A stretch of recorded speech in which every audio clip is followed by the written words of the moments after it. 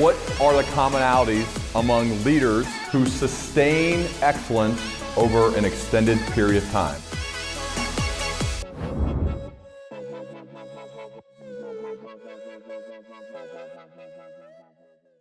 Sherri, this one's a long time coming. It is so great to see you and to have you here on the Learning Leader Show. Welcome. Thank you so much for having me. What an honor. You go with me on my walks and my jogs almost every day. It means a lot to me. It really does. To start, your book Rooted to Rise. I've told you this privately, but I want to say publicly. I prepare hard for these interviews. It's important to me to be overly prepared. I think you know that. But I'm not always compelled to read something cover to cover. And you've done that. And I have to say, I am blown away. I even sent you a note privately. Who helped you write this? How is this possible to write something so good? And nobody did. I mean, obviously you have editors and stuff, but you wrote this. I'm first just want to acknowledge how impressed I am by what you've been able to get out of your head onto the page in your book, Rooted to Rise. Well, thank you so much for saying that, Ryan. It means a ton to me because I know how well read you are, and I know how hard you prepare for all your guests and what is involved with all that. The writing process is something that I've done my entire life before I even knew what I was doing. It was my way to understand my world. It made me feel better. It gave me juice. And so it's something that I've always done and always knew I really wanted to try to do on whatever scale. I really didn't know, but I was one of those people who loved basketball, loved writing, loved reading, went to college, said, I want to be a high school teacher and a coach. And they said, here's a course catalog, figure it out. And I did. And 4 years later, I got a piece of paper that said I could do that. And I started doing it. Then I got the best job on the planet. I mean, I was the women's basketball coach at the University of Oklahoma.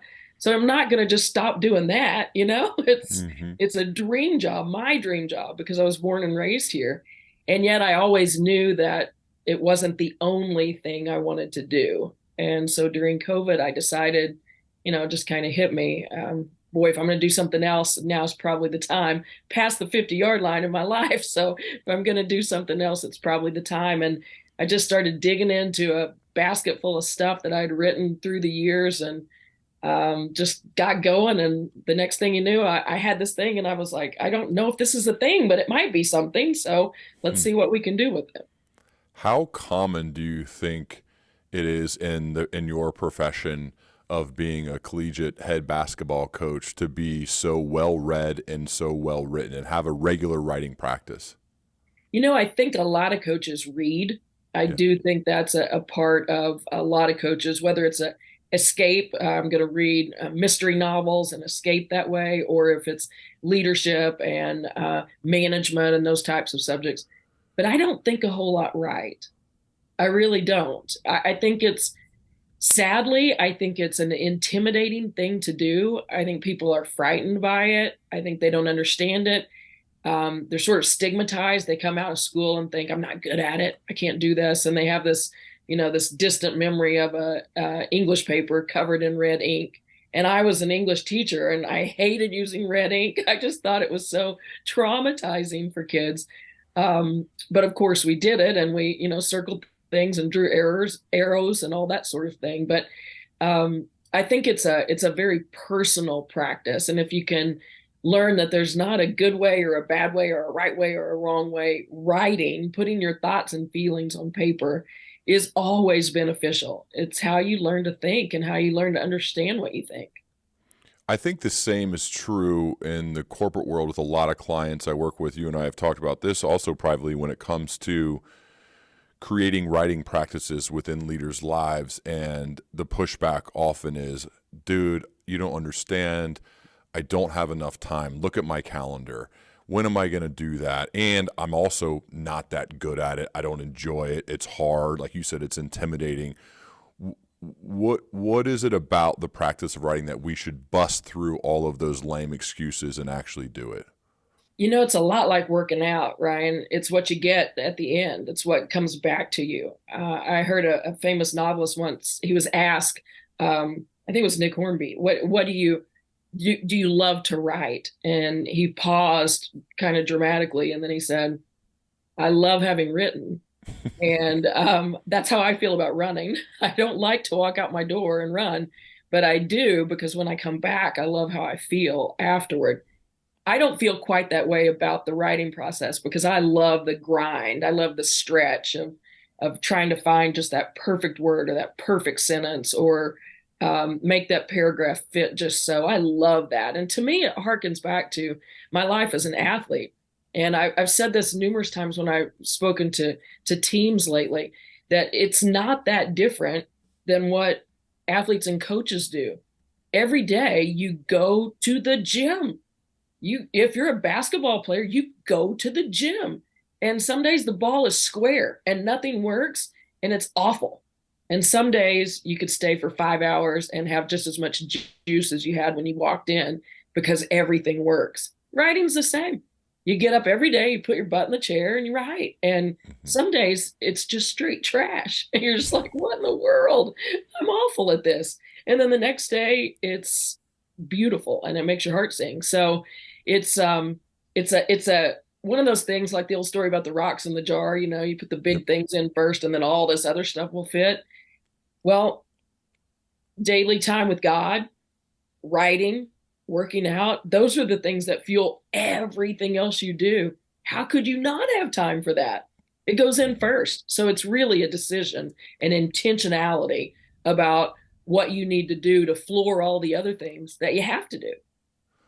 I want to get into some of that writing, some of the beautiful stuff you put into Rooted to Rise. So I've just so you know, Sherri, how I've organized my thoughts is I've highlighted and taken notes. I read the Kindle version on the elliptical once, and then this one here, beautiful cover, which I emailed the person who designed this because I appreciate you giving me her name because I want to talk to her because I love people who are great at design, something I'm not good at, and just taking notes. And then I've pulled quotes. It's about 6 to 8 hours worth of stuff. We won't get to all of it. We'll do our best and we'll go from there. Is that cool?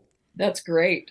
I want to talk about your grandma. You said she lived completely for 3 months shy of 100 years. Can you talk to me more about what you learned from your grandma's extraordinary life? I was so lucky, Ryan. I had two sets of grandparents in my life. One set, my granny and papa lived in the small town where I grew up, and I saw them daily. And then my grandma and grandpa, uh, the formal name almost signifies a little bit of the distance. Mm-hmm. It's just interesting how that works.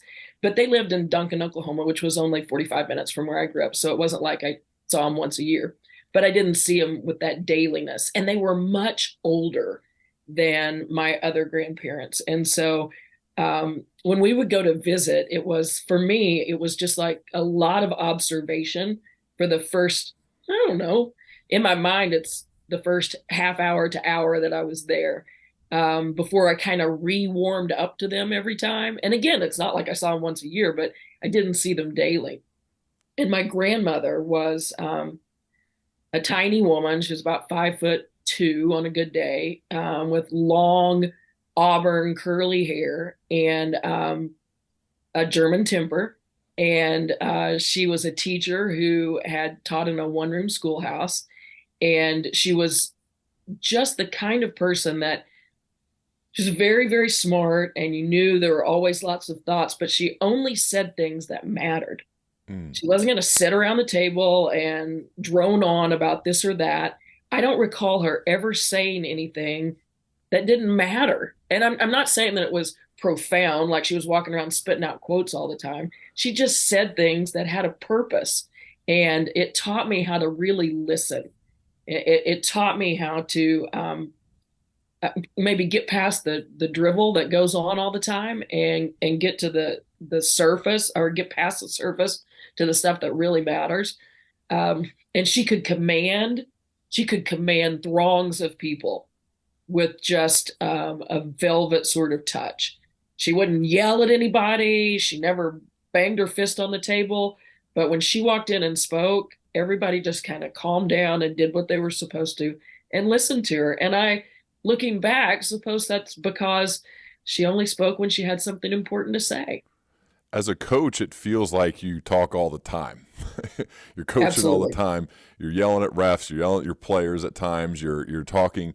So, what did you take from those learnings growing up, observing her? And because I'm a big fan of this, only speak when you can and improve upon the silence. Robert Greene said said that on this podcast multiple times. Right? Can I improve upon the silence? No. Okay, I'm not talking.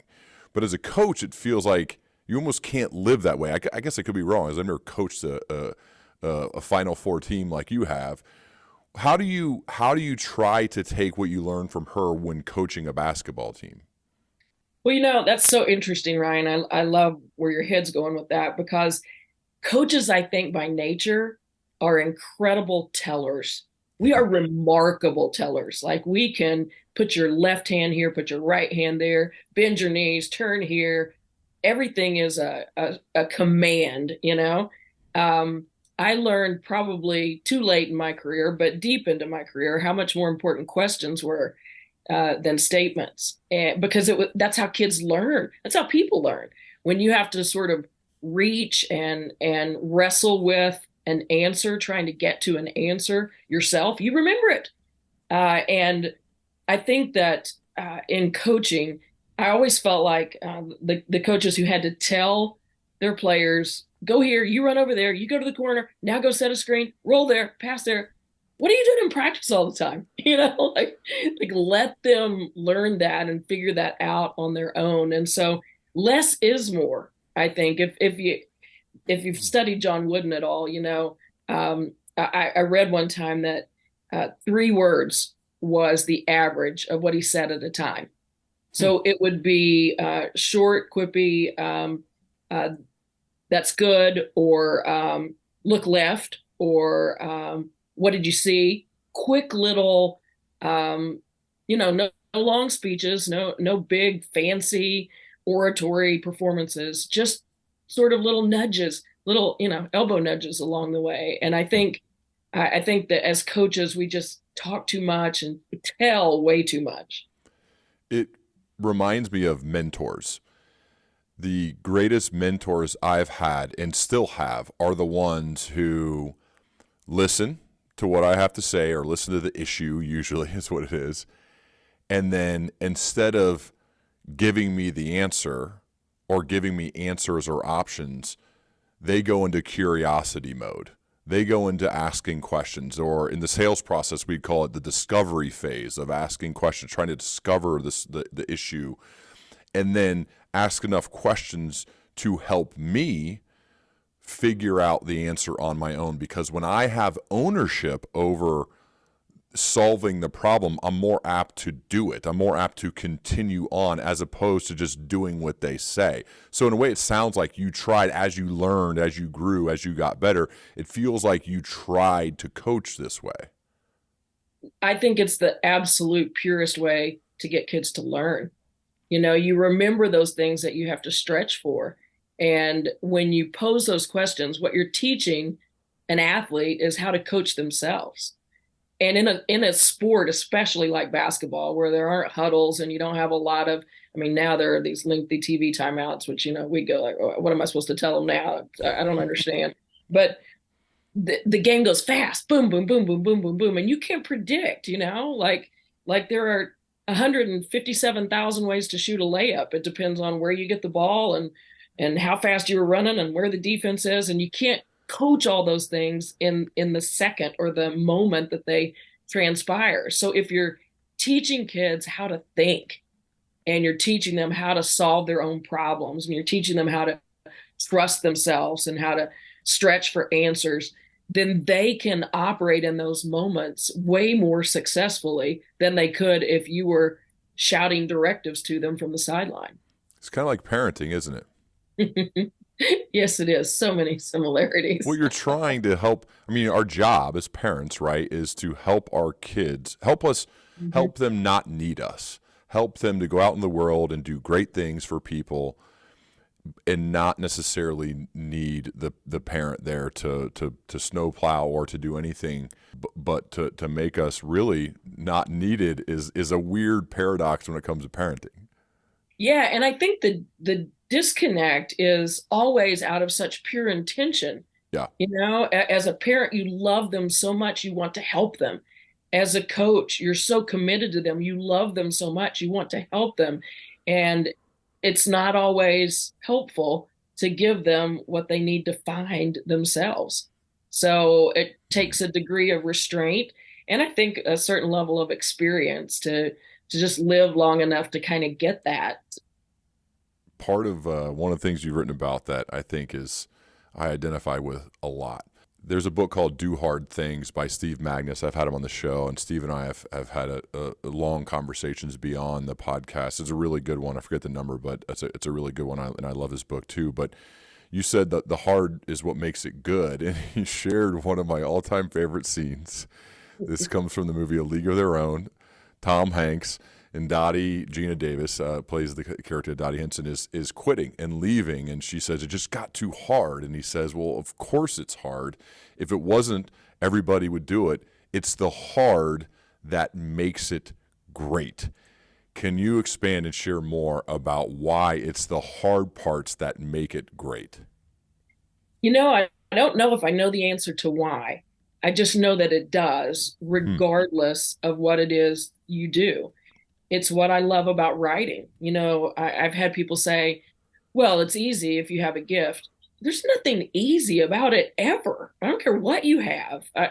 You can listen to any of them, Ann Patchett, Anna Quinlan, Anne Lamott, anybody, Pat Conroy, rest in peace. People who are gifted just because and a gifted athlete. Michael Jordan wouldn't say it's easy. It wasn't easy being him. It was hard. The time that you put in and the commitment and the dailiness of it has its own set of rewards, regardless of what you get at the end. It's that sitting down and spending that time, or that walking into a gym and spending that time, that sort of builds this invisible part of you that sustains you when you're not doing it. It's kind of like the old adage that, muscle works when you're not working it. If you build muscle, you're burning fat even when you're doing nothing. You kind of build this invisible infrastructure inside yourself that sustains you even when you're not calling upon it. Yeah, I feel like I have this kind of ethos vision in my mind that I think about is this the escalator and the stairs side by side. And there are places you go and do this, and sometimes I'll take pictures and send them to my friends. But choosing to take the stairs or choosing to do the harder route, it's not necessarily about what you achieve at the end. It's about the person you become while doing it. It better, in my mind, prepares me for the inevitable adversities that will strike, that I don't know, that I can't necessarily prepare for, so I'm always preparing. That's how I feel about like this doing hard things, and why the people who choose to embody that seem to get a little bit luckier, seem to get more opportunities, seem to be a little bit more fulfilled. And I sense that's the same in you. Yeah, I love your use of the word seem right there because what we see is not always exactly what is, Right. and we wrap our own narrative around that and make assumptions. But I think undoubtedly again, I keep using the word dailiness, but that regularity, that constancy of whatever it is you're committed to. It can be your prayer life. It can be reading 30 minutes a day. It can be going to the gym for an hour every day. Whatever that is, you're making an investment in your soul. You are building who you are as a human, and you're creating a capacity for whatever happens ahead. And I think it's, the people that are able to, again, to use your word, they seem to come through a crisis and be unfettered. They seem to handle victory. I think about Brad Stevens. Have you watched him win games when he was coaching, whether it be, in college at Butler or at the Celtics? He wins a game and it's like, oh, well. I mean, next thing, you don't see him running around, hanging off the banners and swinging and going crazy. It's there's an evenness, I guess, Mm. about people who have built this infrastructure, because it's not ever about the things that happen to them or the things that they do. It's about who they are. And it's easy to get those two things out of kilter if you're not pouring into that infrastructure on a daily, regular basis. That goes along with great teachers. I love what you've written about great teachers, specifically this line: great teachers crack open a door and cue the siren song that lures you in. Once inside, they give you hard, and then they let you decide what to do about it. I live indebted to them for the view. Can you share the importance of great teachers in your life? And I have to imagine, I don't want to assume, but I am a bit, that maybe some of these great teachers made you want to become a great teacher, which you did as an actual teacher and certainly as a coach. Oh, I was so lucky, Ryan. I grew up in a little small town just north of the Red River. It was an oil field town. Um, and we had the most amazing little school. We had just tremendous teachers. And I live so grateful to them for sparking curiosity. I think every child is born curious. I've never seen one not. I have a 20-month-old granddaughter, and she is curious about everything. And I think, unfortunately, some children, their curiosity gets a lid put on it. And I was in, so I won the lottery. I had a great family. I grew up with the school system where curiosity was just sort of egged on. Um, Nobody ran around giving you the answers, but they certainly let you ask questions and sometimes ask questions back. And we kind of figured things out as a result of that. But I had a high school English teacher who was specifically impactful. I still to this day, I don't know, how. She actually, this is a great story, Ryan. I had a book signing in Southern Oklahoma, and my high school English teacher came, and we took pictures, and it was fantastic. And she's just darling. She still lives in Healdton, but she's retired. And I just was thinking how fortunate, how did this amazing mind and this woman end up in this little town of Healdton, Oklahoma? But she did. And when I came home from college, my freshman year, I was playing basketball in college, so I didn't get to come home very often. But I got home one weekend for a football game. And I remember Mrs. Lewis found me in the stands at the football game, and she put her hands on both my shoulders. And I had on my sweats and gear because I'd come straight from practice. And, everybody knew I was playing college basketball, whatever. She put her hands on my shoulders and she said, "I expect to see a novel with your name across it someday." In other words, she was saying, this is not all you are. This basketball person that you are is not all you are, and I don't want you to forget it. And she asked me at the signing last month if I remembered that, and I said, as vivid as if it were yesterday. At the time, I thought, okay, yeah, whatever, right? Nobody writes novels. Nobody I know writes novels anyway. And yet it just kind of floated around inside me. And she was a big part of encouraging me to continue that thing, that whatever she had seen in high school as a result of my papers. But I think that as a teacher, I became a culmination of a lot of different teachers that I'd had. I know as a coach, I did. And when I first started out, I was Dan Hayes, who I learned how to coach from. And then after a little while, I was kind of Dan Hayes plus Tony Robinson, because Tony was the boys coach at the school where I got my first job. And then after a little while, I had a little Gina Ariema in me. And I was like, okay. And then you kind of become who you are as a result of all that. And I just had such great teachers who cared about, they were competent, they were compassionate, and they had extraordinarily high expectations. And I hope that I was able to at least take those three things with me into whatever classroom or court I entered. Just shows you the power and the weight of our words as leaders. Sometimes one sentence, one thing you say to somebody can change the arc of their life. And that's why I think it's an awesome and massive responsibility we have as leaders to think about that, to think of opportunities and seek them out for people that maybe they don't believe it yet, or maybe they haven't even thought of it yet, that they're capable of more than the current path they're on. And us as leaders saying that to them, voicing it to them can be very powerful. And that was huge for you. Another teacher, Sherri, I want to talk about is Dr. Daryl Tippins. Hope I'm pronouncing that right. A Shakespeare class, I believe, when you were in college. And you said, I admired all he knew, but I admired what he did with it even more. And this is a focus on the art of asking. Can you share, Dr. Daryl Tippins, what you admired so much about him and what he did with it? Absolutely. He was is a brilliant Shakespearean scholar. He would walk into our class, sit on the edge of a table, kind of swing his leg, and say, "So, what do you think about Hamlet?" And I was, in a room with English education.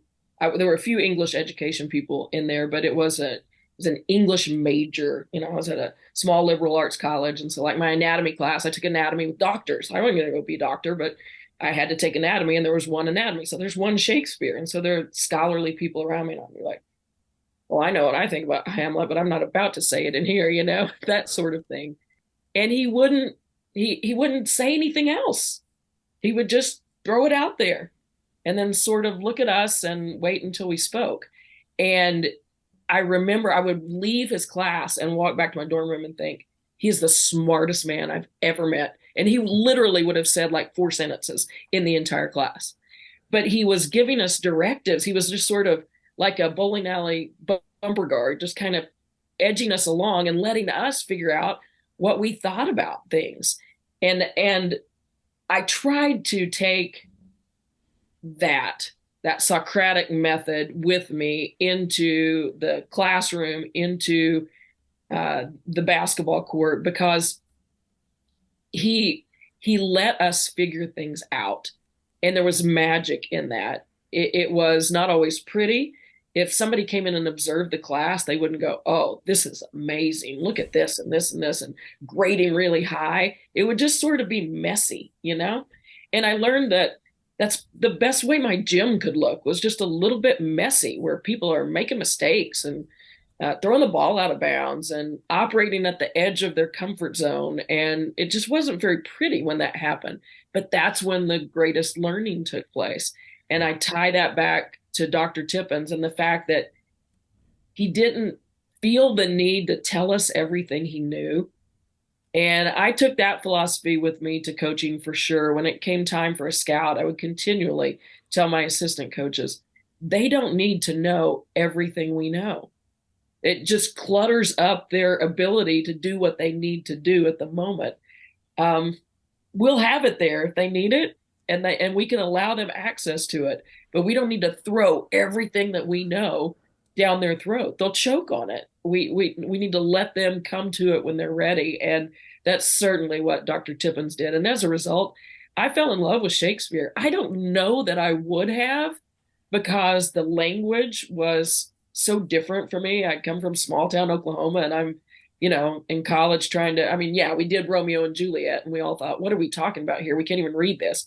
And so now I've got a whole semester of this, and I don't know that I would have fallen so deeply in love with Shakespeare had it not been for the door that Daryl Tippins opened and invited us to walk through.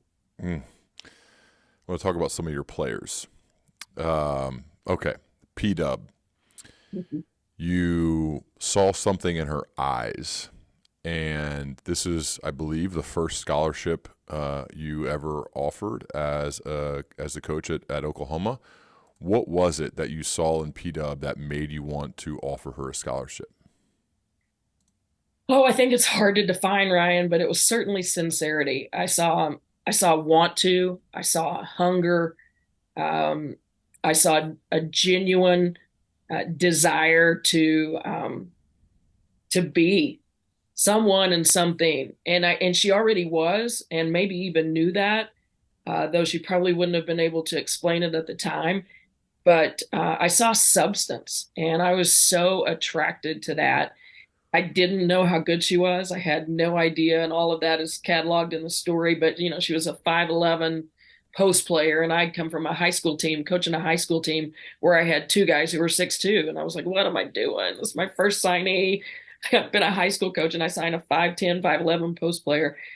But I ultimately signed her because I thought there was something on the inside that I needed desperately at that time. And little did I know that, yes, the interior substance was certainly there, but what she was as an athlete, the things that she did on the court, she blew us all away. I wish I could say I was smart enough that I saw all that at the time too, but I didn't.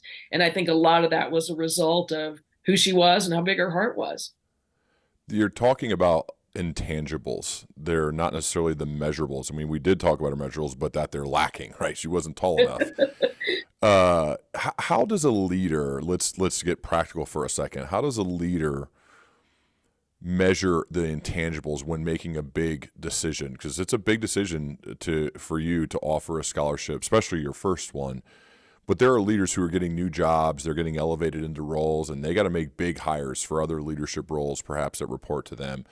And yes, they have the resume, but what is it like? What was your process for trying to understand the intangibles that someone could potentially bring to your team? I don't know if it was as much. It was definitely a process, but I don't know that I could ever lay it out in terms of these are boxes that I checked and Mm-hmm. uh, systems that I ran. It was more of building some relationships and then observing. I think we learn so much more about people by watching them interact and live, watching them be than we do. People can come up with the right answers to box questions, and they can tell you all the things that you want to hear, and you can look at a resume and see all the things you want to see. But the best decisions I ever made were based upon watching people do life. How do they respond at a restaurant when their steak is undercooked or their food comes back cold? How do they handle it when their flight is delayed? Um, how do they interact in a room full of people that can't do anything for them? There are just all these life experiences, opportunities. And as a coach, when recruiting, we didn't necessarily plan them, though I did a couple of times when I felt like I needed to know a little more about someone that I knew. But mostly they would just present themselves if you just allow yourself to pay attention. But I think the really difficult thing is we can want a thing to work so badly because of what the paper says. Like this kid is a 5-star. We have to get this kid. And so you kind of don't want to see some of that stuff sometimes. You don't really, or you want to rationalize it or put a filter. Well, if in this environment, this will be different. And I think the best decisions are the ones that are void of all those strings that are pulling at you a little bit. You have to really step back and say, is this the kind of human that can do the work? Because I was a big believer and still am a big believer that you hire the person and you train them to do the job. We can teach people how to do anything. It's the human that's inside of that skill set that's really going to determine how effective they can be and how effective they will make your organization. A skeptic might say to that, Sherri, you're in the business of winning games. And if you have 12 nice girls who are good people and kind and treat the waiter well, but can't put the ball in the hoop, you're going to be looking for another job. So there's got to be some sort of and this translates to maybe the sales world where very nice person and they have all of those kind of inner goodness in them, but they can't get the sale, then the manager gets fired. So how do you balance that out with, yes, we got to put the ball in the hoop, we got to defend and rebound. In addition, I want them to be great people and observe them as they are as a great person. Well, I think the conversation begins with a certain level of competence. They're not there. They're not here on a recruiting visit if they're not a big time level athlete. Now, big time level athlete means a lot of different things. They may be a really skilled shooter, but they can't run real fast or jump real high. or they might be a big punishing center, but they can't shoot very well from 3-point range. So it's a lot of different things define that. But if they can't play, or if I don't believe they could play at the Division I level, they're not in the conversation for those reasons you just stated. But once that pool is gathered of people who are in that conversation, then that's that search for what's on the inside is the differentiating factor between those. And I've never, ever in my 25-year career at the major college level, I never, ever, ever saw that miss. Not one time. Now, there were times where I didn't see all I wanted, or there were things I didn't want to see. So I kind of, oh, that's not really that. That didn't really happen. That didn't work out. But of the ones where I was maybe putting, two up, I got to choose one of these. Which one of these am I going to offer the scholarship to? And I offer it to the person who I've seen be that kind of human that I want wearing our jersey. Never, ever did not work out. But doesn't everybody want those players? Like, we all want the great person and great player. So, like, you know what I mean? Everyone. Yeah. Or are you saying that other coaches don't think about that as much? They're just strictly thinking, can they play? I mean, I think it's yeah. a priority system, I think. Yeah. I think what you value most. And for us, I would rather have that curious kid because I felt like I could take that kid further than the super talented one who wasn't very interested in learning anything else. Yeah. So I think there's a sort of long range, the long game you've got to be able to look at that maybe our players weren't necessarily fantastic in their freshman or sophomore seasons, but those junior and senior years, man, I just sat on the bench and clapped a lot because they were really good and they could kind of run it themselves after being guided and taught a bit, because a curious spirit does that. It takes whatever you give it and extrapolates it. And it's to the 10th degree. When making hiring, this is something I've actually worked with leaders in business and get hired for, when they say, okay, we got to hire for these jobs. And the beginning of that process is exactly what you just said, Sherri. Well, what do you want? What do you value most? What have you found to be the virtues, qualities, the behavior sets of the people that you want in this role? And yes, there's a certain bar that they have to have a basic level of competence around whatever the job is. But it's amazing how common it is for someone to not have fully defined what it is they want and what's a priority to them and the people that they're hiring. And there's kind of some education that needs to be done at times where someone says they just kind of assume that that's an obvious thing, so they just wander into the interview and start talking, as opposed to creating a clearly defined set of, this is what we value here, this is what we want. It feels like that was something that you were very good at and still are. Well, I think it's a little bit like creating an avatar when you write. Like, who's this book for? Exactly who is this book for? And that clarifies the angle at which you write and create. I think for when coaching, there were always certain things that we needed.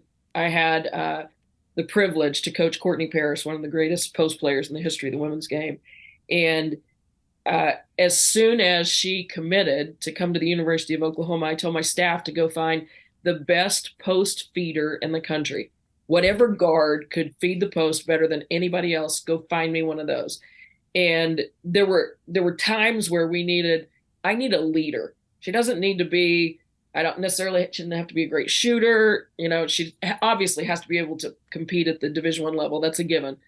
But I just need the best leader right now. And sometimes we'd have super strong leadership, and we could take a kid who was an introvert and I hadn't been able to see maybe all those intangibles yet, who could really shoot the mess out of it from the three, and we could bring those in. So I think, to your point about knowing exactly what you need and what you want, that's how you build an effective team.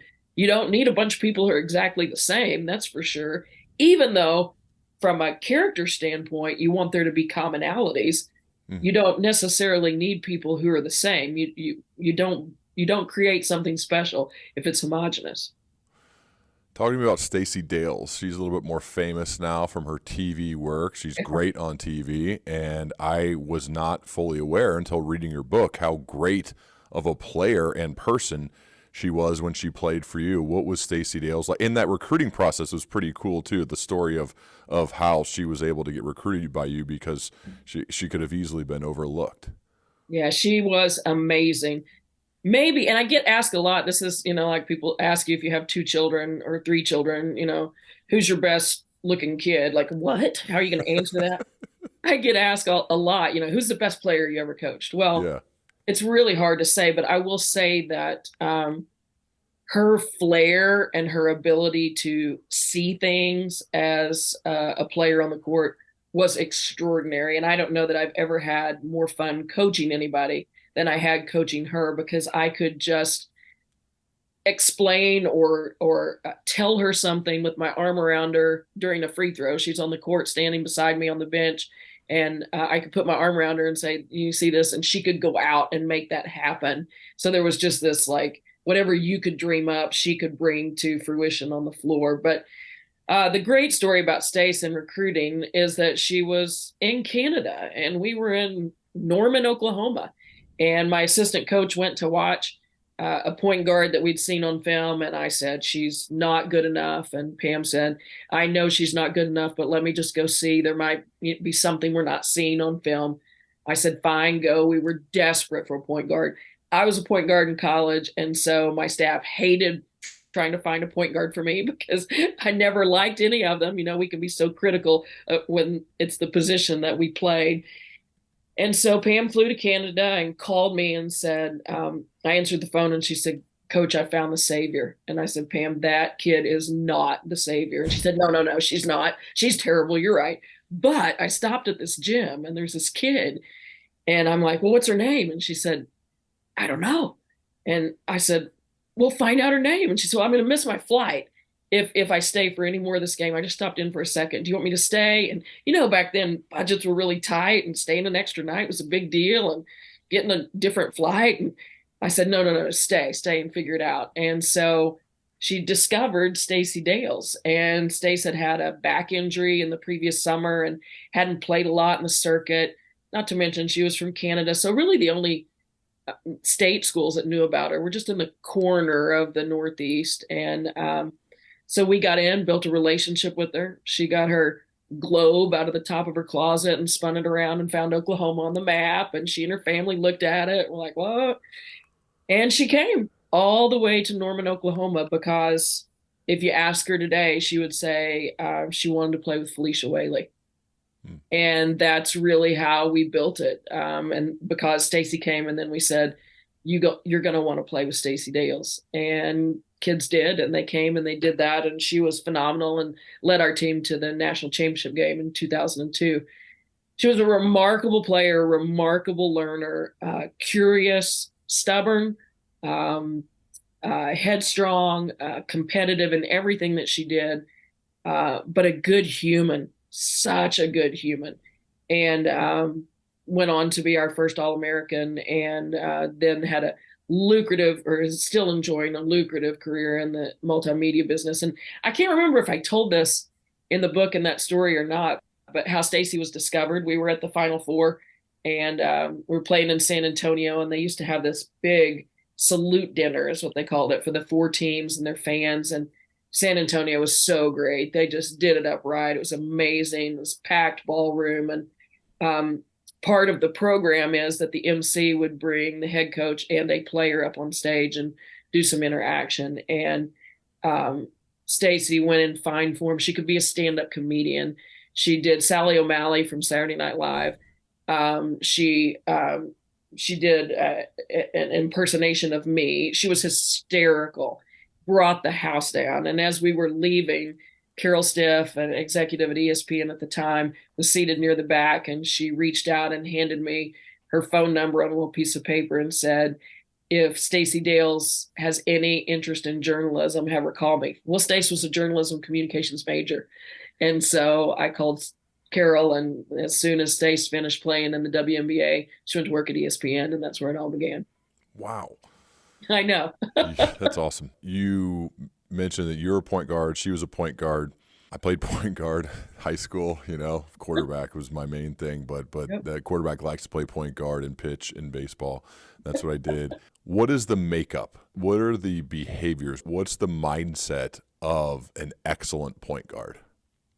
Well, first of all, they have to be more about everybody else than they are about themselves, which feels from an external standpoint as some sort of a oxymoron because everybody's looking at the guy who's dribbling and everybody's looking, quarterback in football at the guy who's throwing the ball, who's standing behind center. They're the ones that are on the front page of the paper and they're talked about now on social media and all that. But the number one most important characteristic is that you have to be more about the others than you are yourself. And so that sort of outward perspective floors everything. Then I think it's a capacity for understanding what the people around you need, that you can't talk to your post guy the way you can talk to your shooting guard. They're just different people. And one of Stacy's greatest gifts was her ability to speak to a teammate in a way that would help them the most. So she could scream at Caton Hill, and she did, and Caton would scream right back at her, and Caton would be better as a result of it. But she wouldn't scream at Lanisha Caulfield. Niche needed her to put her arm around her and say, "Girl, your guy can't stay in front of you. Get to the rim." And Niche would get to the rim every single time. So it was that ability to know her people well enough to know what they needed and when they needed it. The skill set from a tangible standpoint, eyes, the ability to see things before they happen, the ability to have a broad spectrum where you can see things that other people aren't paying attention to. That I always say a point guard's eyes they must be athletic. They have to be able to see and interpret quickly and make decisions. And I think finally, and I could probably go on for days about those characteristics, but I think finally it's really sturdy, innate confidence. I have never seen a good one without stellar confidence because you make a ton of mistakes when you're in that position and you're responsible for all kinds of things. I used to tell my point guard, you are responsible for everything. If you throw it to the post player and the post player drops it, guess whose fault that is? It's yours. Take responsibility so that all these other guys can play light and they can be who they are. So you have to be able to carry that. And you can't carry all that if you're not truly confident. So that's where it begins, I think. Confidence is an interesting thing. This gets brought up, especially with leaders who I work with who are sometimes newly promoted. And they struggle. They get imposter syndrome. They start doubting themselves. They forget why they were promoted. They forget why they got the job. You've dealt with this going from high school to college directly, meaning head coach in high school to head coach in college. And so I'm going to weave these things together, Sherri, so bear with me. But how is confidence earned? Because I agree, it is so necessary from an excellent leadership perspective. I think you have to have it. The harder part is earning it, keeping it, developing it, becoming more confident. What are some ways that you strike me as somebody who has a lot of confidence that seems well earned? So what are the ways that we could earn it, keep it, and grow it?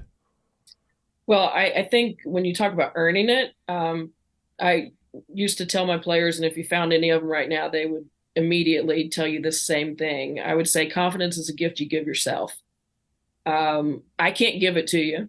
Your teammates can't give it to you, nor can either of us take it away from you. That's the beautiful thing about it, is it's self-governed.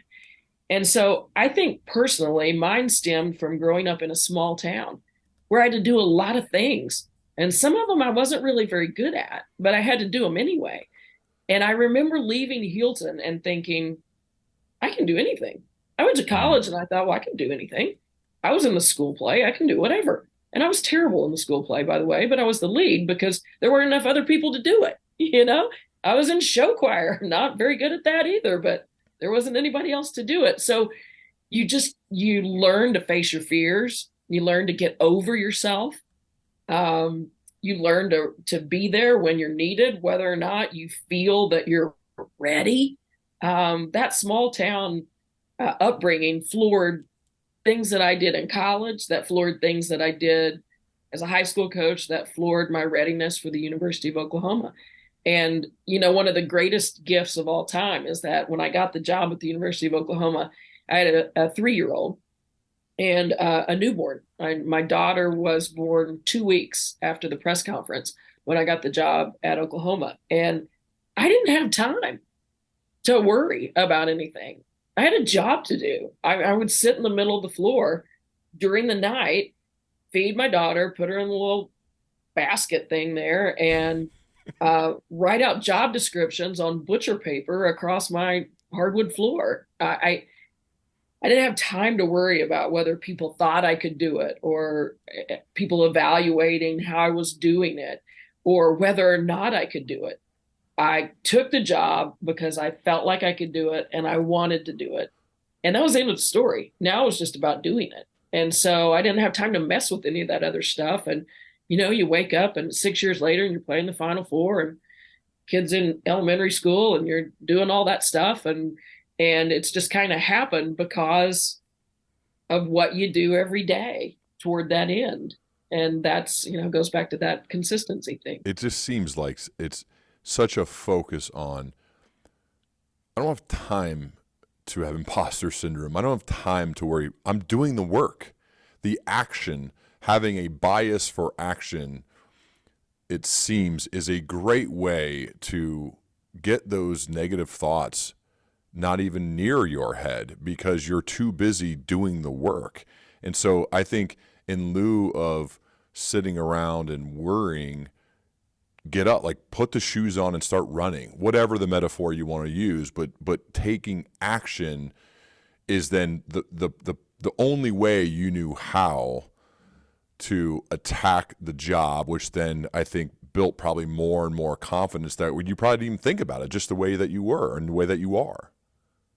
Yeah, we used to tell our players, one of my thoughts for the day was you can't wring your hands and roll up your sleeves at the same time, which was just a way of saying, we don't have time to worry here. We're doing stuff. We're trying to do stuff.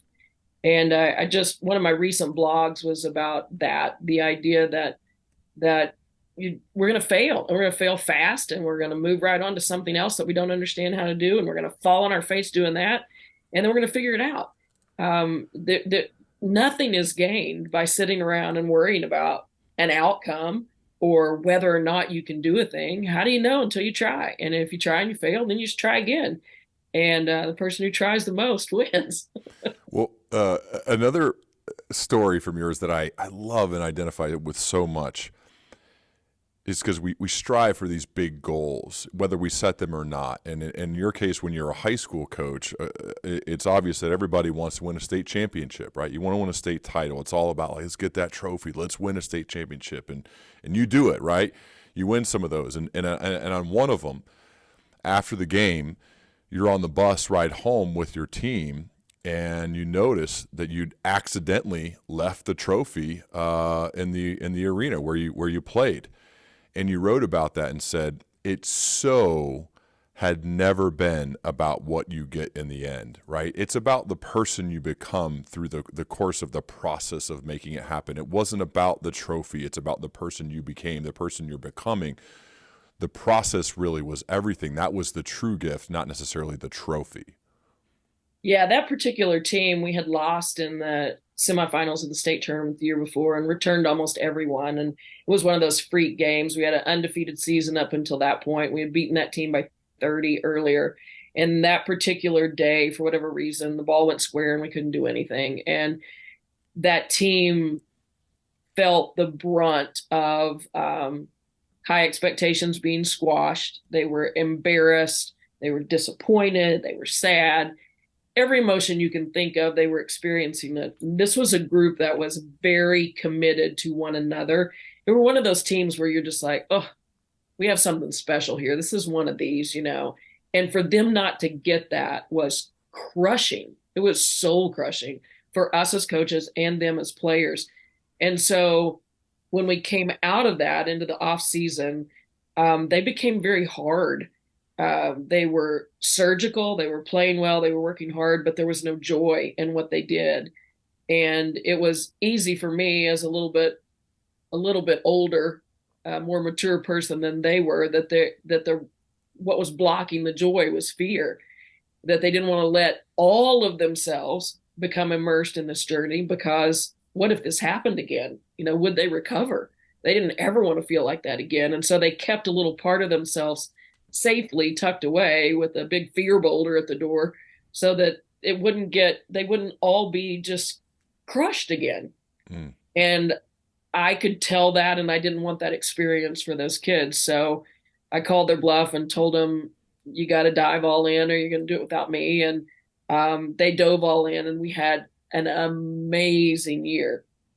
And what I think was so incredible about that team and that experience is we don't always know, and you'll relate to this as an athlete, Brian, we're not always aware of the magnitude of the moment while we're in it.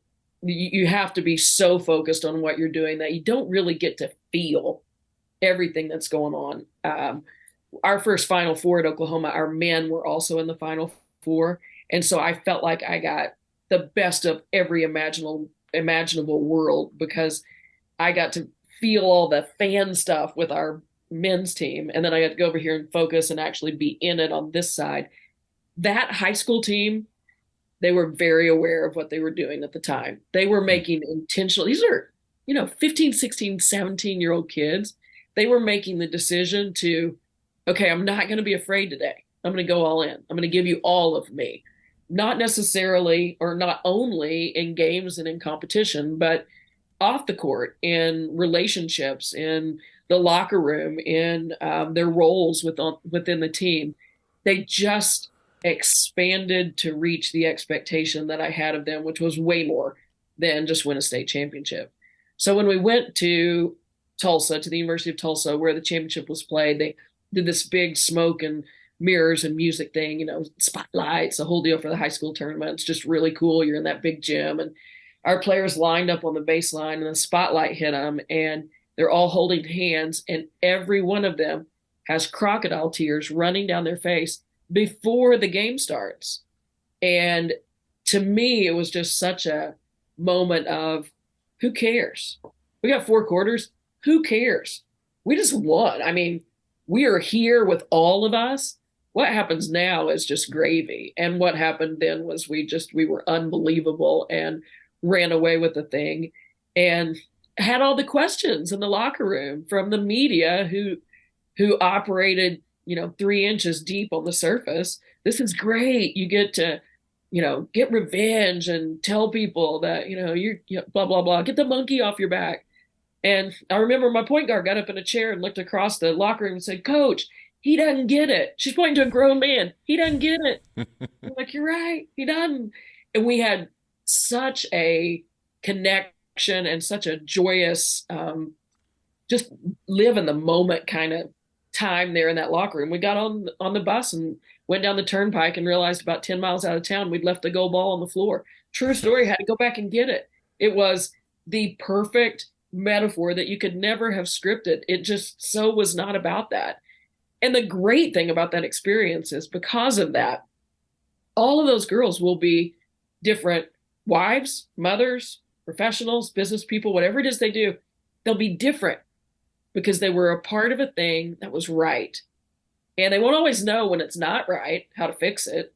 But they'll itch, and that itch is what drives us and makes us excellent, whether it's an excellent partner or excellent boss or excellent employee. That itch to get it right is what drives us. And once you feel it, nothing else will do. You're going to always try to chase it and get it right. So they walked away with a gift that was 1,000 times more important than that gold ball that was sitting on the floor. Sherri, I could talk to you all day. I really appreciate it. I have one more question, though. When you think of the people who are around the age of the women that you coached at Oklahoma, the ones who are graduating, right, early to mid-20s, the ones who want to leave a dent in the world, right, good kids who are becoming adults, but they're not quite sure yet what they want to do or how they're going to leave their dent in the world. What are some general pieces of life/career advice you give to somebody in that age bracket? I had in my office on the table, right as you walked in the door, an 8 by 10 frame of um, the quote that said, "What makes your heart sing?" It was just a quote that someone had given me because I talked about that a lot when I would speak. And um, I kept it in a frame there. And when my players came in my office, they had to see it when they came in and they had to see it when they went out. And we would talk about what that is. What is that thing that makes your heart sing?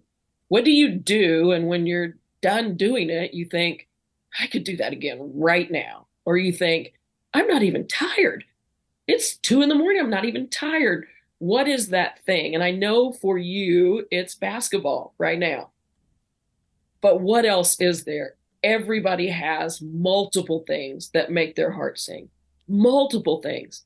We just don't always listen so that we can hear it when it's singing. And so we would talk a lot about paying attention to what makes our heart sing. And it was interesting how that would change the course of conversations about what kids thought they should major in or what they were supposed to be when they grew up or what their moms and dads expected them to go away and do. And I always felt like if they could just identify, maybe not even the thing yet, but they could just hear the singing, then they would know a little bit about their own voice. And that's what we follow forever. That's what fulfills us. That's what makes us happy. It's what makes us useful to the world. You know, the late Francis Buechner once said, the place God calls us to is the place where our great gladness and the world's great hunger meet. Hmm. And we would talk about what is your great gladness, because you can't find the place you're supposed to be to do the good in the world you're supposed to do if you don't know who you are and what makes your heart sing. So identifying that is critical. This is so good, Sherri. I didn't tell you ahead of time, but I had sky high expectations for you, and you absolutely killed. So thank you so much for doing this. The book is called Rooted to Rise. Beautiful cover. The inside's even better, though. I highly recommend this book. We're definitely going to have to do a round 2 or 3 or 4 because I think there's so much more for us to get to. But we've just scratched the surface, and I've really appreciate you being so good of a writer as well as then bringing that to my show and having this conversation, Sherri. So we'll be talking as we go. Thank you. I hope so. There's a great story about how the title came to be, and we have to talk about that in the future. But Oh yeah. I just appreciate you and your ability to ask questions. That's why I love listening to the podcast. It that really is a skill, and it grows from curiosity. And I can tell that you're just a naturally curious person who has honed your curiosity through the years. But it's just fun to talk to you, and I appreciate the opportunity so much. Thank you. By the way, I still saved this note that you wrote me and sent to me as an example of how to write good notes to people. It's a skill I need to develop better, but I read it and it's thoughtful and kind, and it means a lot to me. Just so you know, what you do, and I think this is a lesson for all leaders. When you do stuff like this and write super kind thank you notes to people, it has a ripple effect. It makes them want to do it for others. And that way your one action can create multiple other actions because 10 other people might get a thank you note because of this. So just a note to leaders, when you do things like that, they may seem little to you or may seem even just normal because you do them all the time. They're probably having a bigger impact than you realize. Thank you. Thank you for sharing that. Love Appreciate it. you. All right. Thanks, Sherri. Thank you.